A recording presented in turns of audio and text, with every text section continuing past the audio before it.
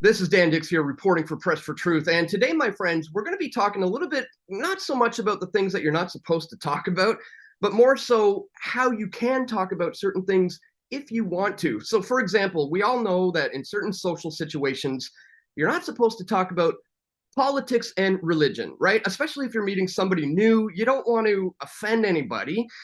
But let's say you do want to talk about these things. Let's say you are very passionate about these things and you want to bring them up, but from life experience, we all know that that requires a great deal of skill. I mean, it can backfire and it can lead to arguments and fights, or it can lead to enlightenment and a great deal of understanding, not just for the person you're trying to educate, but for yourself as well.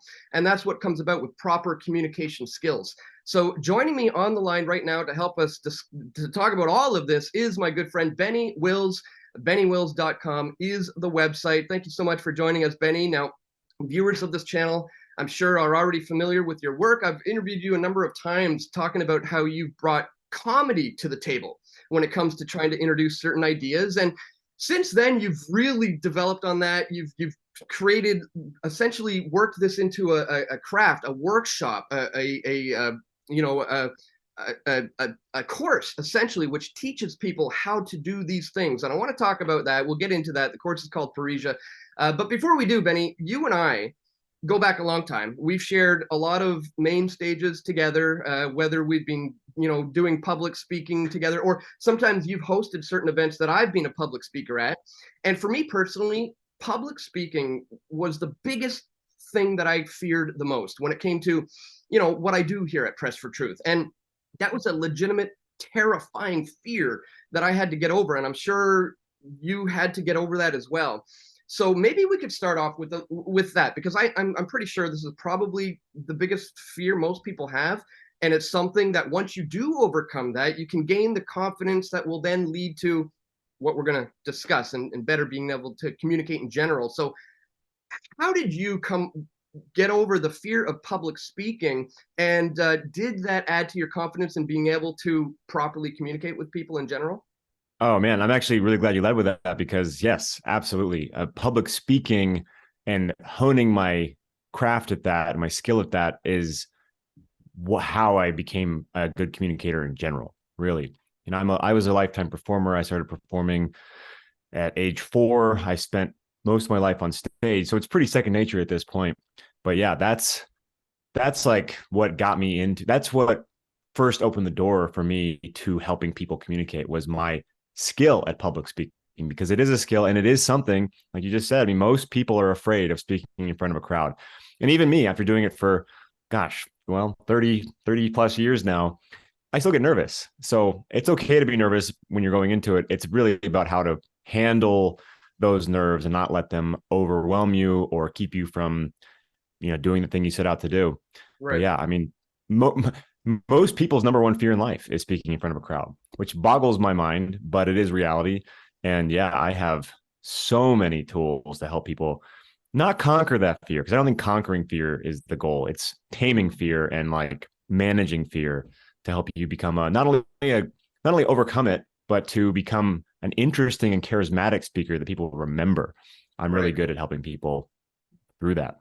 So how do you take from that and move it into the area of dinner table conversations, or just, trying to properly communicate with, maybe we'll start with family members, because in my situation, they're all different, right? My dad, I knew, was more interested in finance and stuff like that. So I could talk to him about, the banking system and what's corrupt about that. And my mom's a very spiritual being, I could talk to her about the occult and Bohemian Grove and Skull and Bones and stuff like that. And my sister's into health, so I could talk to her about the fluoride in the water, or vaccines or stuff like that. So I found personally that, I would kind of open up with what they already understood and believe in. How have you navigated that space when it comes to talking about these taboo topics with family? Well, I think one of the correlations, one of the things they have in common, I mean, through all communication, is give and take. Whether you're in front of a crowd or you're in a conversation, there's a relationship that needs nurturing in the moment. And I mean, if you think about a speaker who goes on stage, who has a really defensive energy. Like they're expecting you not to like them or something, so they become guarded, and you feel that. And when they're guarded, you're guarded, and you're not able to go with their flow. Even if it's an excellent presentation, if they have a defensive energy, you're not as inclined to listen. Similar with conversation. If you go into a conversation on the defense, more than likely they're going to be on the defensive as well. So it's about give and take, and it's about really establishing that you're both on the same team, regardless of your difference in opinions. And that's, again, in front of a crowd or one-on-one, you want to be in the same team. I always say that offense, not defense, offense, not defense. Right. If you want someone to hear you, they have to trust you. They have to trust that you have similar priorities. You have to establish that rapport right off the bat in order to make any ground whatsoever. So, you know, it all blends together. Like the skills and communication in front of a crowd or one-on-one. I mean, what you'll find, especially if you take my class, is that these tips and tricks that you can apply to one situation can be applicable to most situations. Mm-hmm.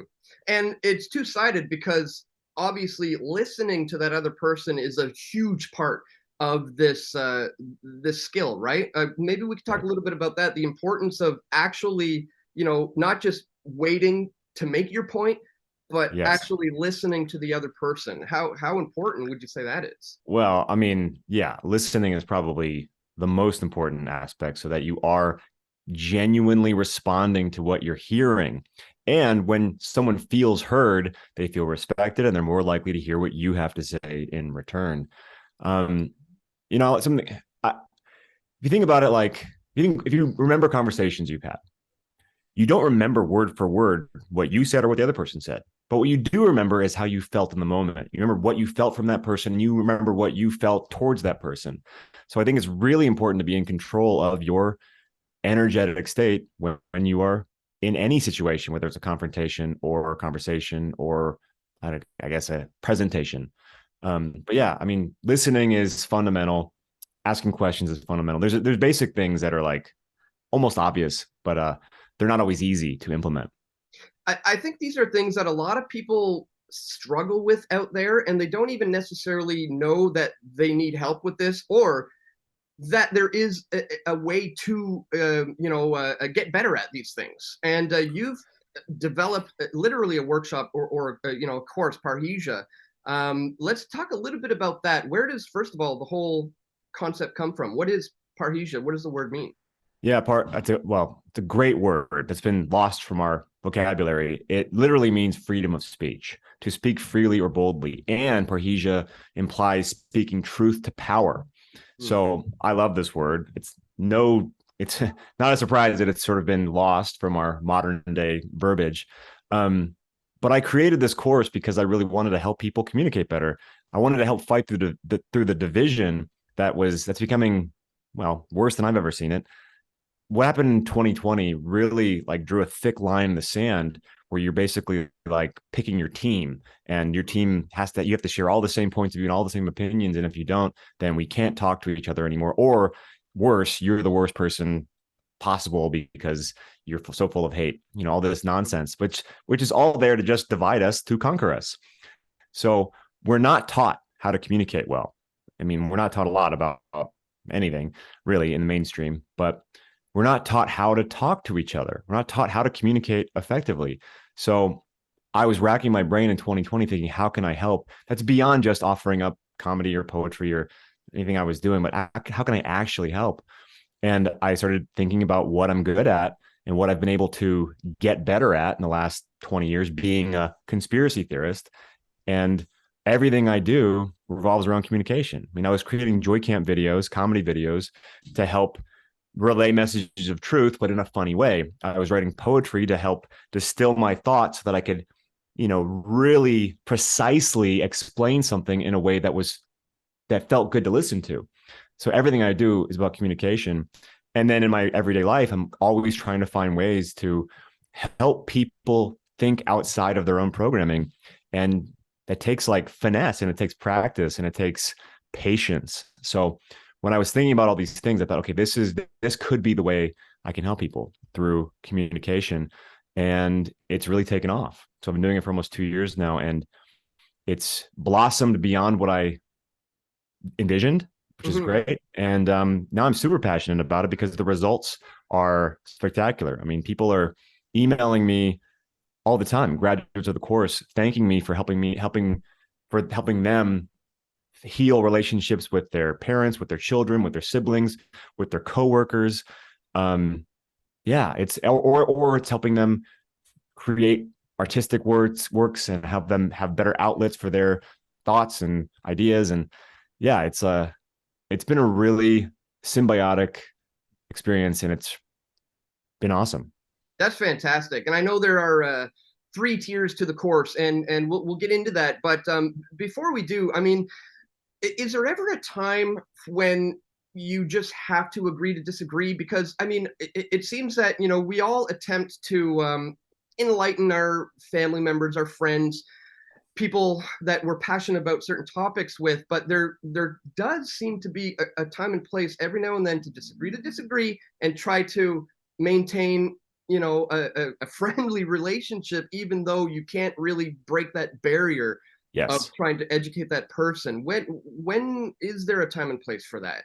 Well, I mean that's the unfortunate truth, is that a person ultimately has to choose to think outside of their comfort zone. They have to choose it. The best you can do is offer things in a way that they can hear in the moment and not be put off by, and plant seeds that might germinate and grow later on.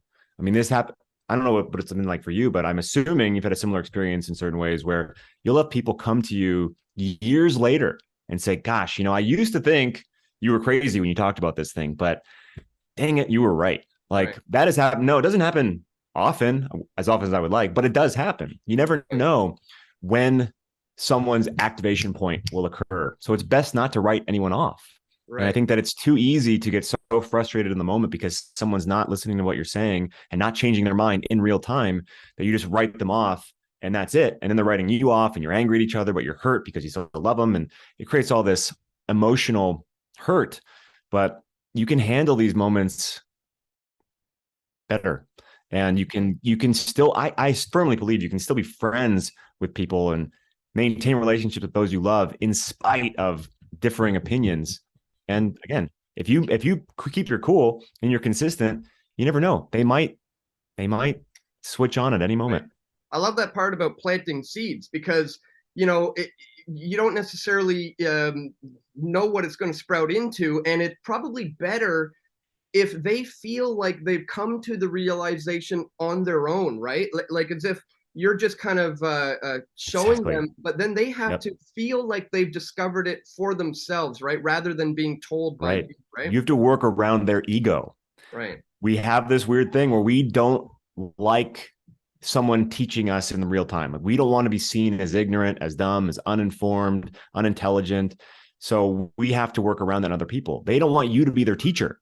Yeah. That's like the cold hard truth. They don't want you to be the one who introduces information that exposes them as being not as smart. So you Right. have to work around that. You have to like nurture their ego in a way and like work around that, and again plant those seeds so that they have that little bit of like, huh, I never thought about it like that. Mm-hmm. And maybe one day they walk through the door that you showed them in the conversation that Right. they didn't know was there before. And speaking of ego, you probably should keep your own in check all along as well, right? Because there's a certain amount of you got to remain humble because let's face it, you might be the one who's going to be incorrect about the situation and maybe enlightened Right. to some huge thing that you didn't even realize, right? Which is why it's so important to listen, because Right, we're all, we tend to identify with our opinions as if our opinions represent who we are, but they're just opinions. I mean, we do have in common is this life experience that is unpredictable and pretty, you know, mind-boggling and confusing, and we're all trying to make sense of it. That's all happening all the time, regardless of where what side of the fence you stand on. And when you can tap into that humanity and that empathy and sympathy and really listen, you can not only make strides in conversation, but you'll I don't know, deepen your relationships. mm-hmm. Well, the past couple of years, Benny has introduced new challenges when it comes to this. And we are now living in there was the pre-COVID 1984 world and the post-COVID 1984 world. And talking about certain taboo topics, especially like the vaccines, is becoming more and more difficult because, as you said, there's a line that's being drawn in the sand essentially. But your course helps people overcome these types of obstacles, right? So let's talk a little bit about specifically the tools that people can get when they enter the course, and what are the three different levels? How does that work? Yeah. So I'm really helping people feel confident in who they are so that they feel confident in what they say, so that you can walk away from any encounter, be it on stage or a confrontation with a stranger or a loved one, and walk away feeling like you represented yourself well, regardless of the outcome. And if you do look back on it and you think, gosh, I could have done that, could have handled myself better, you're not beating yourself up over it. You're actually just seeing it as, okay, I'm going to learn from this and using that as a way to, do better the next time and not just get buried in that self-doubt and like punishing mentality.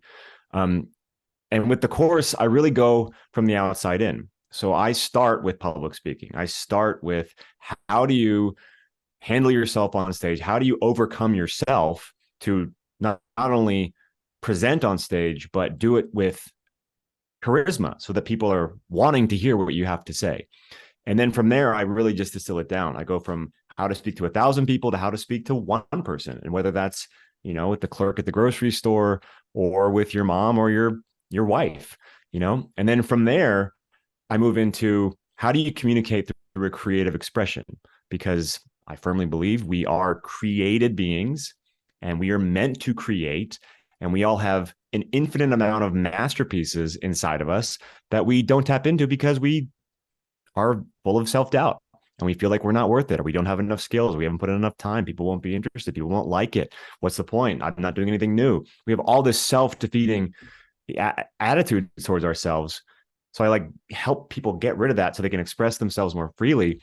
And when you consolidate your thoughts through an artistic or creative medium, you hone your ideas into a nice, crisp expression. And now you're going to be able to talk about those same ideas and thoughts with much more ease outside in a conversation. So like the creativity is gratifying in all ways for you and others. And you're really like honing in on your random thoughts and making them very precise so that if you have to talk about that topic that you just wrote about, say, you're now able to talk about it more clearly because you've taken the time to make sense of your own thoughts. This is so important, so important for people to know and to understand how this works. And I love the idea and the concept of an inner masterpiece that everybody is maybe sitting on or on the fence about. But essentially, once you develop these skills, what you're saying is you can lead to a point where you're going to be able to express that inner masterpiece, right? And present to the world what you have to bring to the table creatively, intellectually, and that's a beautiful thing. That's a really cool concept. I'm living proof that you can really break through walls with creativity. I mean, that's how I built my platform as a public speaker and as a presenter and as an activist, was all through creativity. I saw in real time that if I made someone laugh, they're much more willing to listen to me about the topic. Right. Same thing with poetry. I could package, really profound stuff and controversial stuff into a poetic expression, and people are much more willing to listen to it and hear me out. So I've seen this in real time. Not only that, but people are then able to use my poetry, my comedy videos as tools for them and ammo for them in their conversations, because for whatever reason, like people in my family, certain members of my family, they will not listen to anything I have to say. Like they won't watch my videos. They won't listen to my poetry. And it sucks, but that's reality. But my poetry can be more effective for you to use with your family, because it's not you, it's me. It's all weird how it works, but I see it in real time. People are constantly telling me, like, I showed, my brother this video and now we're talking again. So I can say I have firsthand experience knowing that creative expression can be more effective in communication often, more often than conversation can. Mm-hmm. And for people who are genuinely considering joining this course right now, what would you say the general experience is going to be like? Like, do you go through drills? Is it just open, it's Zoom calls, but is it just a kind of a classroom setting, open communication back and forth, or what is the general feel of the course? Yeah. So I can only take 20 people in the workshop portion, which so it's almost full actually for this season. If anybody's interested, really sign up now because I think I have 3 spots left. But it's intimate. So Hmm. there is a general tier, there's a standard tier, the lowest tier, which you can just kind of let the course wash over you. You show up and you can watch the presentations, which there are, I think, 9 of. And then there's a Q&A that you can participate in. And then I have guest speakers on as well who come and answer questions, people who I think are good at Parrhesia. And then above that, there's a workshop tier, like I said, 20 people where, yeah, we meet up once a week and we have a 2 to 3 hour long workshop. And I offer exercises for people to spend some time outside of class working on and then present to the class. And I have 3 of those throughout the course and they build on each other. And then if you're in the highest tier, the deluxe tier, then in addition to everything else I just said, you are getting one-on-one time with me outside of class every week. And that has blossomed into like probably the most successful aspect of the course. And I'm actually going to move more into that after this Yeah. season ends, more of the one-on-one stuff, because that Well, seems to there, be yeah, really helping people. people can hone in on specifics, right? When it Yeah, comes they to can talk to me about one-on-one, whatever they need, right? consulting, coaching, if they have a performance coming up or a speech they have to give, or they're going to ask their boss for a raise or whatever it is. Right. They just need they just need their coach in the corner of the ring, just Yeah. massaging their shoulders. Like, okay, this is what we're going to do. Here's a game plan, Yeah. and that seems to be really helpful for people. But yeah, it's a 3-tier structure and we meet, if you're in the workshop, you meet twice a week, but it's, there's something there for everybody. If you're only going to sign up for the standard tier, you still get all the information that I give, plus time in the Q&As to ask questions. So you're still participating. And I mean, every season I say the right people will be drawn to this. And every season it's such a cool, eclectic group of people from all over the world, um, with all kinds of stories, but we're all sharing a similar experience. So the community that's forming as a result of being in the class is really awesome. And I think that's actually even a better result. Like, I think it's one thing to use your voice to try to, you know, get through to the people you care about who are maybe, believing the authorities a little too much, but to use your voice in a way that attracts the right people to you, to find your voice in that way so that you have a community of people, whether it's in person or online, like that's how we actually solve problems. So that's been a cool, unexpected bonus of the class that I didn't see coming, was Right. that, empowering people to use their voice to find each other. And that's been really awesome. Well, these are people who are trying to better themselves. And I would obviously want to surround myself with people who want to better themselves because that's what we should Right. all be working towards. And we have an advantage. Like those of us who are alternative and thinking else, who aren't watching the news, like when we meet each other, it's like instant friendship. It's like so surefire. You just start clicking and cylinders are firing, and you're just like, it's so rewarding to meet somebody who is, thinking similarly. And what I also, believe firmly is that there's more of us than we sometimes think or know, because we get zero representation in the mainstream. Yeah. And the perception from the mainstream is that we're the minority, we're the crazy ones. But I think that there's a lot more people than the media will let you believe that are at least starting to question what's really going on. Big time. I would absolutely agree with that. Here in Canada, you got the prime minister calling the trucker convoys the fringe element of society, when really it's the majority of people who are thinking this way about freedoms moving forward. So, anyways, we're running out of time on the Zoom call, but we're going to wrap it up here. What's the best place for people to go if they do want to sign up to the course? I am going to have a link in the description, guys. If you do want to check this out, check the link in the description, but also just moving forward so they can remember what's the best place to go online. Yeah, well, if you go to bennywills.com, you can find your way to Parrhesia. I mean, it's the easiest to remember. The link you'll have is probably the most efficient to get right to the website. I also have a free webinar. If anybody wants just a taste of the course, I call it How to Stop Being the Conspiracy Guy or Girl in Less Than an Hour. And, that's because my character from Joy Camp was the conspiracy guy, which is a character created to mock myself because I used to be a terrible communicator when it came to conspiracy. And with that, I'm not telling people to stop having their ideas and their opinions about whatever. It's really how to handle yourself in these difficult conversations so you're not labeled the crazy radical extremist, conspirator, alt-right, etc. If you want a free taste, that's available. It's about 35 minutes long. And I'll have a link for that as well. If people sign up for the class in the next couple of days, I've created a coupon just for your viewers of PFT. You get a 15% off discount. So yeah, I'd love to have I'm really spreading the word because I'm passionate about this, and I'm, the testimonials really make it's self-evident at this point. So I'm excited about it, and I want people involved. It's something whose time has come. It's so necessary, especially in this post-COVID 1984 nightmare people are having to deal with. These are the kinds of things that we need to hone in on so we can better not only educate other people, but have a better understanding for ourselves. Well, one of the benefits of COVID-19, I think, is I'm seeing a lot of people finally doing the things they've known they should be doing for a long time. It's like activating people. True. In a lot of cases, they're finally going, okay, I have to like stand up and do something now. And it did it for me. I mean, I was doing my thing and I was happy, but the pandemic certainly made me think, okay, how can I up my game? How can I contribute more?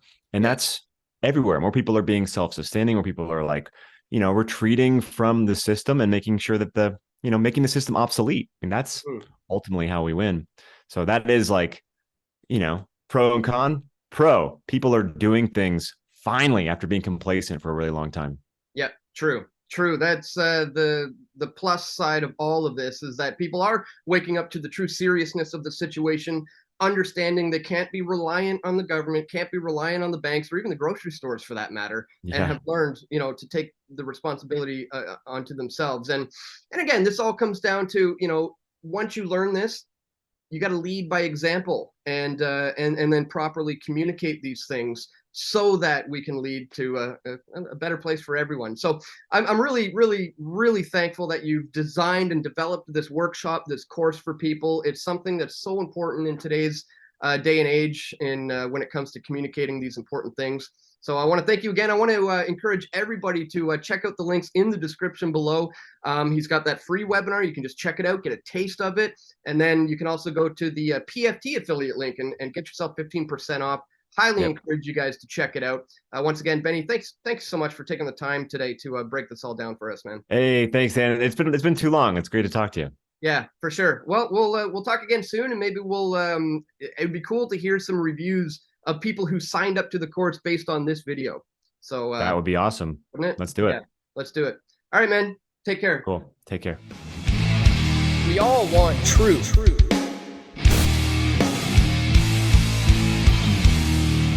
The truth will set you free.